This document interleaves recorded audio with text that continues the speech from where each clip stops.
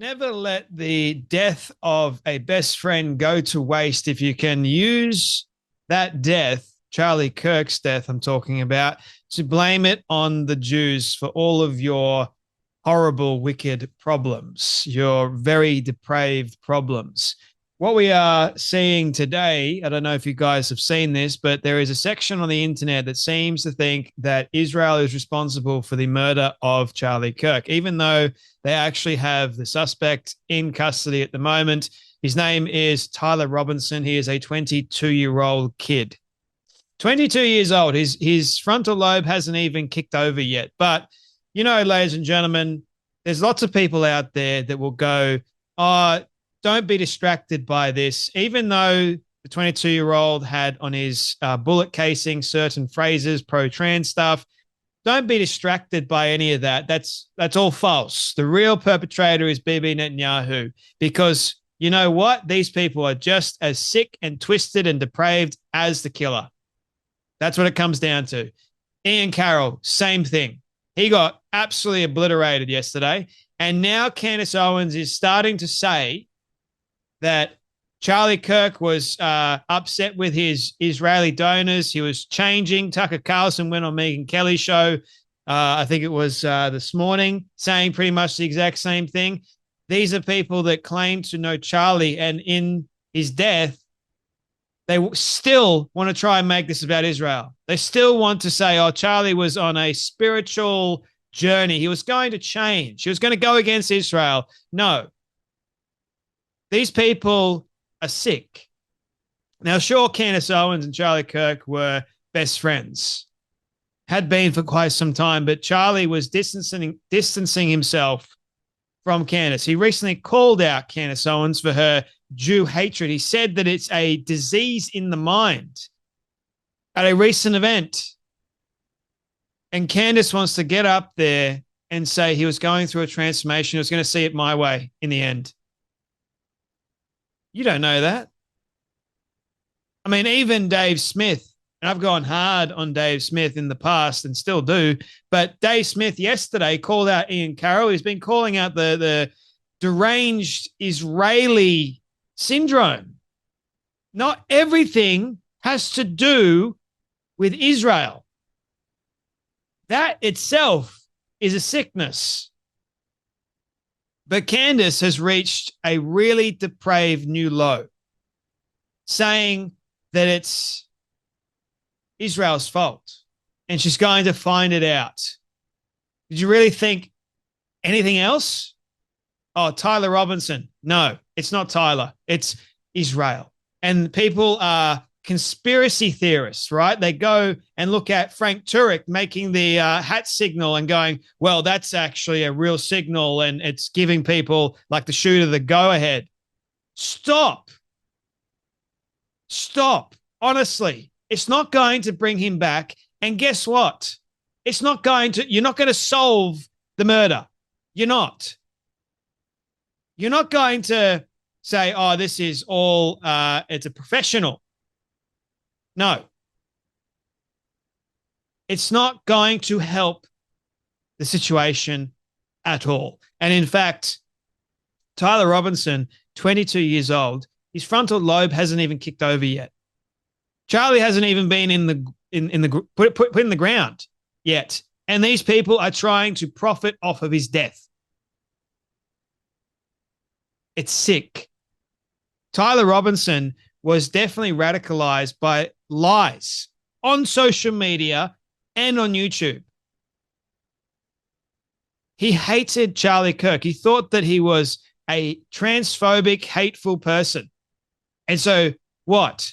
Getting rid of him is going to solve the problem for you? That he's no longer going to be online?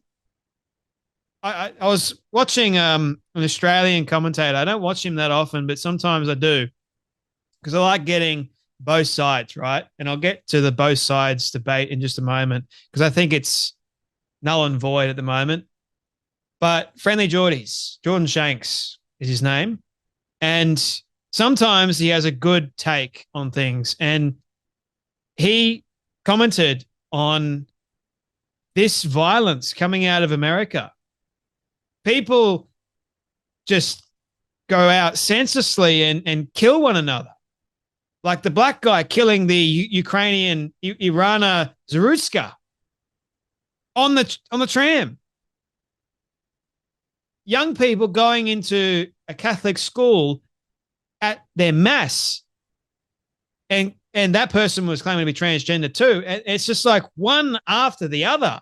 And Jordan was saying it doesn't matter if you ban all the guns. He really thinks that Americans are so disgustingly evil that they'll just get knives and start chopping away at each other. It doesn't have to be a gun or a knife. And the thing that I've been seeing a lot from the radicals on the left are saying, but Charlie advocated for guns and the Second Amendment, and how ironic. You know what's despicable? You would even bring that up. Because if you really had a brain, you would understand that it's got nothing to do with the instrument. An idiot will blame his instrument. But someone that is actually really intelligent will go, you know, if we actually solve the sin problem, if we actually solve the problem of the heart, because these people are wicked and depraved, if we solve that problem, then maybe we're not going to have gun violence all over the place. We're not going to have knife violence, whatever. People will always find a way, if they want to, they will find a way to carry out whatever evil intention they deem that they want to carry out. Because in the heart of man lies sin, lies evil. And there are some despicable people out there in the world, especially if they are radicalized like this young 22-year-old was. You know, this whole entire thing is sad. It's tragic. And I cannot believe that Charlie is gone. I still cannot believe it. It's hit everyone like a ton of bricks, and it still has hit me. I watched his poor wife get up there, and she is a brave woman, a brave and strong, courageous woman, just like her husband. Got up there and addressed the nation. Charlie is in heaven at the moment, praising with Jesus. Got to get one more. And it's a crying shame. It really is a crying shame how people are trying to use this for profit, for their own gain. That's exactly what Candace Owens is doing. Have a watch of this. It will make your blood boil. I just want to say that Charlie and I, because I think this is important, never for a single minute, ever, did Charlie and I stop being friends. Even when the world demanded that from both of us, our relationship was real. We were brother and sister. You know, we were fortified. Our relationship was forged in fire, the fire of politics. I knew him. I knew Charlie, the real Charlie. And Charlie knew the real Candace, you know, and people knew I didn't like a lot of people in politics. I didn't like a lot of people calling me and doing the political dance. Of course, people guessed it correctly when they said, oh, the person who probably was the intermediary when Trump called about Brigitte was Charlie Kirk. Of course it was Charlie. They would never send anybody else to call me with anything because they knew that Charlie was a brother to me. And there was so many things that were said that were wrong. And we laughed at how wrong it was when people thought that when I had made up my mind about Israel, that Charlie and me fell apart. Nope, never, not for a second. I said, it's the easiest decision ever because Charlie knew who I was and I knew who he was. I said, Charlie, this is where I'm at and there's no room for movement.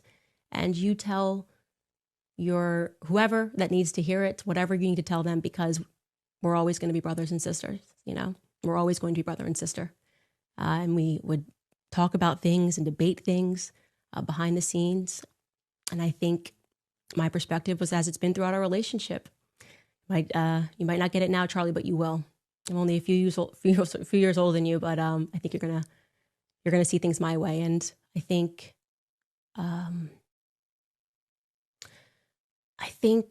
in the end, Charlie was going through a spiritual transformation. I don't think it. I know it. He was going through a lot, and there was a lot of pressure. And it's hard for me to watch the people who were pressuring him, I don't know, just say the things that they're saying. You know, There's something about it that just feels really fake, to me. And they would have allowed him to lose and wanted him to lose everything for changing or even slightly modifying an opinion. And then to see them doing what they're doing today, it's hurtful to me. It's very hurtful to me. But I don't want today to be about anything other than you guys knowing that Charlie really was an amazing person. Candace has sunk to a brand new low, the lowest of possible depths and depravity, suggesting that Charlie Kirk would eventually see things her way, framing it as some kind of spiritual journey for Charlie that he's going on, where his views were going to change eventually, according to Candace Owens, when Charlie was a staunch defender of his faith and a staunch defender of Israel. I don't think he was going to change. Charlie didn't change. It's the one thing I liked about him. He was consistent. And sure, I disagreed with some of the things he said, and sure, I called him out on maybe one or two things, but that's just life. You're not going to agree with someone on literally everything. It's not possible. You have your disagreements. That's okay.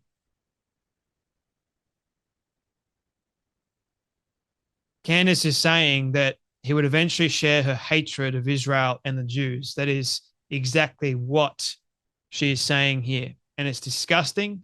It's truly, truly disgusting. It makes me sick. Yes, he remained friends with Candace because that's who Charlie was, a loyal friend, a Christian. Even though he disagreed with his friends, he respected them. He still supported. He still loved, because that's what Christ calls us to do. Love your enemies. I'm not saying that Candace was his enemy, but my goodness, Charlie still loved his enemies. He invited them to speak with him, share his platform. And to watch these people share vicious lies is just new level of depravity that we've got. Candace goes, Bibi Netanyahu lied about the contents of the letter Charlie wrote to him in May. It was a lie by severe admission, and it isn't sitting right with me. How do you know that? Laura Loomer goes, this is insane behavior. Charlie Kirk is dead, and you are trying to make it about Israel and the Jews. Please stop. For the sake of Charlie, his wife, and his kids. I can't even believe people are focused on things like this right now. Radicalization is real. What kind of grieving friend sees her friend brutally murdered on camera and then immediately spends her time talking about Israel and blaming Israel for it? You know, the sickness, the depravity, it's all there. What person talks about Israel at this present point in time? I know for a fact that Charlie Kirk had been privately distancing himself from Candace and the extreme bigotry that she regularly spreads. He had multiple conversations with people about it, especially after she attacked Trump's family. Because one thing with Charlie loved Trump, loved him. And it was confirmed today with Erica Kirk, Charlie's wife. Charlie gets assassinated, and Candace Owens and many others see it as an opportunity to blame Israel and Netanyahu for it. Just Eric Metaxas, good man, very good man.